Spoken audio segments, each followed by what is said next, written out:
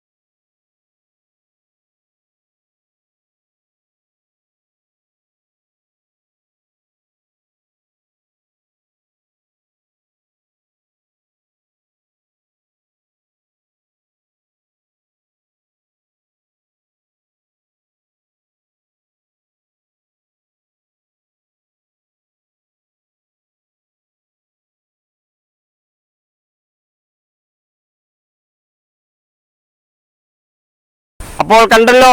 ഇനി അടുത്തത് എനിക്ക് പറയാനുള്ളത്, ഇറ്റലിയിലെ മിലാനിൽ, ഇറ്റലി എന്ന് പറയുന്ന രാജ്യം ക്രൈസ്തവരുടെ ആസ്ഥാനം സ്ഥിതി ചെയ്യുന്ന രാജ്യമാണ്. മാർപ്പാപ്പയുടെയെല്ലാം ആസ്ഥാന മേഖല ഇറ്റലിയാണ്, റോമാണ്. ആ റോം അടങ്ങുന്ന ഇറ്റലിയിൽ അവിടുത്തെ ക്രൈസ്തവരും അവിടുത്തെ യഹൂദരും കൂടി ഫലസ്തീൻ അനുകൂല പ്രകടനം നടത്തുന്ന നൂറുകണക്കിന് ആയിരക്കണക്കിന് ആളുകൾ കൂടി അവിടെ പ്രകടനം നടത്തുകയാണ്. ഈ പ്രകടനം നടക്കുന്ന മിലാൻ എന്ന് പേരുള്ള സിറ്റിയിലാണ്.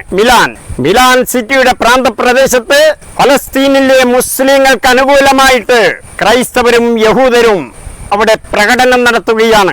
അവരും പറയുന്നത് അതേ മുദ്രാവാക്യം തന്നെ, പാരീസിൽ നടന്ന പ്രകടനക്കാർ ഉയർത്തിയ അതേ മുദ്രാവാക്യം തന്നെ. അവിടെ ഇസ്രയേൽ അന്യായമായി കൊലപാതകം നടത്തുന്നു, അന്യായമായി ഭൂമി കയ്യേറിയിരിക്കുന്നു, ഇസ്രയേൽ എന്നൊരു രാഷ്ട്രം തന്നെയില്ല. അത് 47 കാലത്ത് ഈ പൂർണ്ണമായും ഫലസ്തീനായിരുന്നു. ആ ഫലസ്തീനിൽ ഹിറ്റ്ലർ അടിച്ചോടിച്ചപ്പോൾ, ഹിറ്റ്ലർ ഗ്യാസ് ചേംബറിൽ കയറ്റി ജൂതന്മാരെ കൊന്നൊടുക്കിയപ്പോൾ പ്രാണരക്ഷാർത്ഥം ഓടിയ ആ ജൂതന്മാർക്ക് അഭയം കൊടുത്ത മണ്ണാണ് ഫലസ്തീൻ.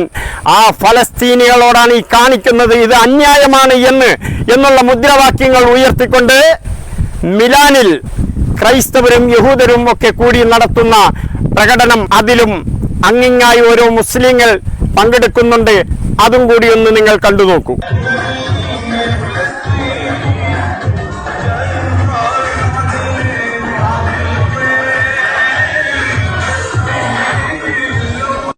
അപ്പോൾ കണ്ടല്ലോ, ആഗോളതലത്തിൽ തന്നെ വിവരവും വിവേകവും വിദ്യാഭ്യാസവുമുള്ള സംസ്കാരവുമുള്ള കുടുംബത്തിൽ പിറന്ന ഏതൊരു വ്യക്തിയും ഫലസ്തീന് അനുകൂലമായിട്ടേ സംസാരിക്കൂ. അവരോട് അനുഭാവം പ്രകടിപ്പിക്കുക മാത്രമേ ചെയ്യൂ. പക്ഷേ നമ്മുടെ നാട്ടിൽ ചില വിഭാഗക്കാരുണ്ട്. ആ വിഭാഗക്കാരുടെ പേര് ഞാൻ പറയുന്നില്ല, കാരണം അതൊരു മോശം പദപ്രയോഗം പറയേണ്ടി വരും. അതുകൊണ്ട് ഞാൻ പറയുന്നില്ല. ഇവിടുത്തെ ക്രൈസ്തവരും സംഘപരിവാറും ഒക്കെ അന്ധമായ ഇസ്ലാം മുസ്ലിം വിരോധത്തിന്റെ പേരിൽ യഹൂദന്മാരെ പിന്തുണയ്ക്കുന്നു, ഇസ്രയേലിനെ പിന്തുണയ്ക്കുന്നു. ഇത് അന്യായമാണ്, ഇത് തെറ്റാണ്. ഇത്തരം പിന്തുണകൾ അതുകൊണ്ട് യാതൊരു കാര്യവുമില്ല, യാതൊരു നേട്ടവുമില്ല. മറ്റു ചില വസ്തുക്കളൊക്കെ കൊടുത്തുകൊണ്ടും പിന്തുണയ്ക്കുന്നുണ്ട്. ആ വസ്തുക്കളുടെ പേര് ഞാൻ പറയുന്നില്ല. ഇതിലൊന്നും കാര്യമില്ല. അന്തിമ വിജയം അത് ഫലസ്തീൻ മക്കൾക്ക് തന്നെയാണ്. യഹൂദന്മാർ പൂർണ്ണമായും അവിടെ തുടച്ചു നീക്കപ്പെടും. ഇപ്പോഴും ഒരു കോംപ്രമൈസ് സെറ്റിൽമെന്റ് എന്ന നിലയ്ക്ക് അവർക്ക് ഫലസ്തീൻ മേഖല, ഗസ മേഖല ഒക്കെ, വെസ്റ്റ് ബാങ്ക് മേഖല, ജനിൻ, ഈ മേഖലയെല്ലാം തിരിച്ചേൽപ്പിക്കാം എന്നൊക്കെ അങ്ങിങ്ങായി സംസാരിച്ച് കേൾക്കുന്നുണ്ട്. പക്ഷേ പൂർണ്ണമായും ഈ യഹൂദന്മാരെ തുടച്ചു നീക്കാതെ ഈ സമരം അവസാനിപ്പിക്കില്ല, ഈ പ്രക്ഷോഭം അവസാനിപ്പിക്കില്ല. ഞങ്ങളുടെ 47-48 കാലഘട്ടത്തിലുള്ള ഞങ്ങളുടെ മണ്ണ് ഞങ്ങൾ പൂർണ്ണമായി പിടിച്ചടക്കുക തന്നെ ചെയ്യും. അതിനെ എതിർക്കാൻ നിന്നാൽ മരിക്കാൻ തയ്യാറാവുക. ഇതാണ് ഇപ്പോൾ ഹമാസും ഹിസ്ബുള്ളയും ഹൂത്തികളും ഒക്കെ പറയുന്നത്. ആയതുകൊണ്ട് ഈ അന്ധമായ വർഗീയ വിദ്വേഷം വെച്ചുകൊണ്ടുള്ള, വർഗീയമായി ഈ ഇസ്ലാം വിരോധം വെച്ചുകൊണ്ടുള്ള ഇവിടത്തെ ക്രൈസ്തവരുടെ യഹൂദ പിന്തുണ നിങ്ങളൊന്ന് ചിന്തിക്കുക. ക്രിസ്തുവിനെ കുരിശിലടിച്ച വർഗമാണിത്, ക്രിസ്തുവിനെ കുരിശിലടിച്ച ചതിയൻ വർഗമാണിത്. അവരെയാണ് നിങ്ങൾ പിന്തുണയ്ക്കുന്നത്. ഈ പിന്തുണക്കാർക്കെല്ലാം ദൈവത്തിന്റെ അന്തിമ ശിക്ഷ വരുന്നുണ്ട്. ആയതുകൊണ്ട് ഈ വീഡിയോയിൽ ഞാൻ കൂടുതലായിട്ടൊന്നും പറയുന്നില്ല. തൽക്കാലം ഇത്രമാത്രം പറഞ്ഞുകൊണ്ട് എന്നെ ശ്രവിച്ച, എന്നെ കേട്ട എല്ലാവർക്കും എൻ്റെ വലിയൊരു സലാം.